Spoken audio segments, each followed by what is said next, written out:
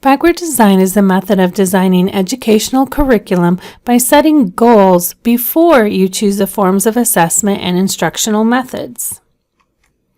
When we think about the traditional model that courses, training sessions, modules, and other learning experiences are created from, we often begin with the learning objectives. Then we plan the activities and content that we will teach, and finally we think about what type of assessments we will design for our students and participants. In the backward design model, we begin with the end in mind, then we develop the assessment plans, and after that, we plan the learning activities and content. Let's take a closer look at the 3 steps in backward design. The first step is to identify the desired results. This is the big picture. What do you want your students to know and be able to do after they complete your program or training? The second step is to determine the assessment evidence. How will you know what students know and can do once they graduate? The last step is to plan the learning experiences so that you can make sure that the students are being taught the knowledge and skills that they need so they can meet the assessment criteria. Now that we have an overview of the process, let's break down step 1. Identify the desired results.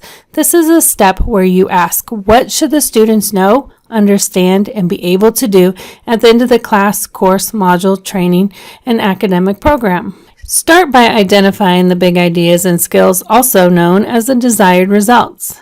Ask yourself, what should the students know, understand, and be able to do? Take into consideration the goals of the curriculum and the expectations, and focus on the big ideas, which are principles, theories, concepts, points of views, and themes. The next step is to determine the assessment evidence. How will we know if students achieve the desired results? What will we accept as evidence of student understanding and proficiency? In this step, we start to think of the course in terms of the evidence we will collect from our assessments and how we can document and prove that the desired learning outcomes have been achieved. I like to think of this step as your bridge between the course goals and your teaching. Learning objectives still play a part in backward design. They are just not on the forefront. After you determine your assessments, you create your learning objectives, and this will help you measure and know if the assessments hit the mark. Learning objectives should be specific, measurable statements that are written in behavioral terms. The objectives lets us know if the assessment criteria were met, and if aligned correctly, we know that the goal, which was our desired results, are also met. The important thing to remember moving forward is learning objective alignment. I often get asked if learning objective alignment really matters, and my answer is yes, it does.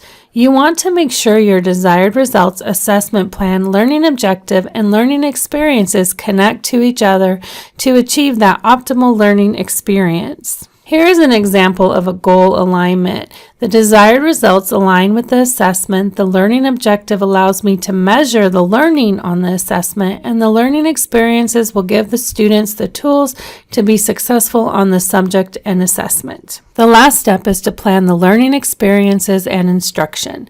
What learning activities and content will lead to the desired results? We have identified the results and the appropriate evidence already, so now it's time to think about the most appropriate instructional activities and content delivery.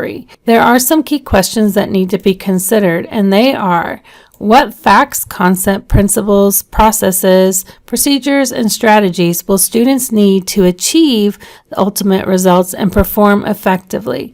What authentic activities will equip students with the needed knowledge and skills? What will need to be taught and how should it be taught? And what materials and resources are best suited to fit these goals?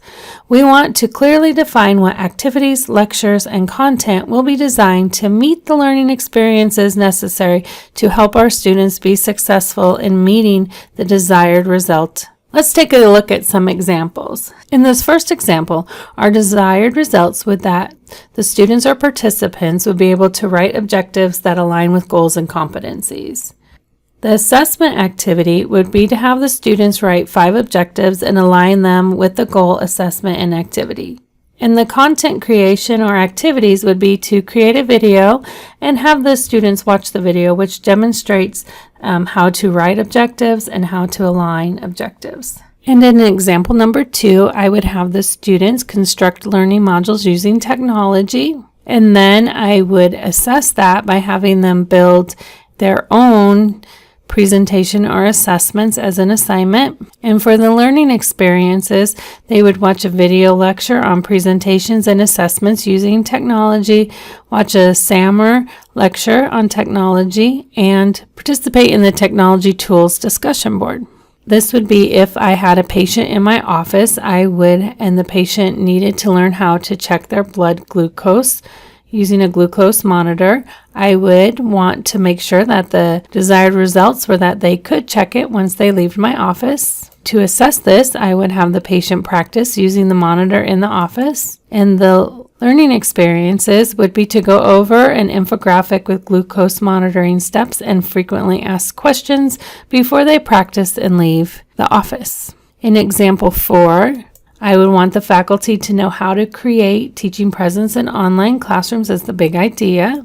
And then to assess this, we would review their course basis for teaching presence indicators, and we would give them the learning experience about how to have teaching presence in their online classrooms through video lectures, readings, handouts, and tip sheets.